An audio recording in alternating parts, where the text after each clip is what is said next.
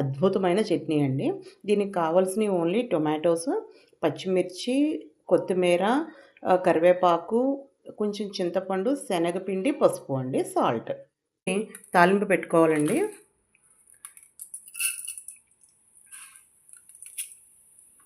Five మినిట్స్లో complete అయిపోతుంది ఈ చట్నీ. మనం తీసుకునే క్వాంటిటీని బట్టి వాటర్ పోసుకోవాలండి. ఎక్కువ మందికి చేయాలంటే ఎక్కువ వాటర్, ఎక్కువ శనగపిండి అవసరం అవుతుంది. టొమాటోస్ కూడా క్వాంటిటీ పెంచుకోవాలన్నమాట అప్పుడు.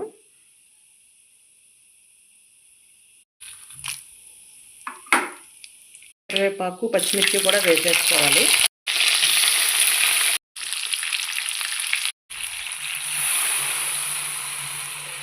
శనగపిండి, పసుపు కలిపిన నీళ్ళు ఇందులో కలిపేయాలండి. పోతుంది శనగపిండి, ఇలా దగ్గర పడుకోవాలి.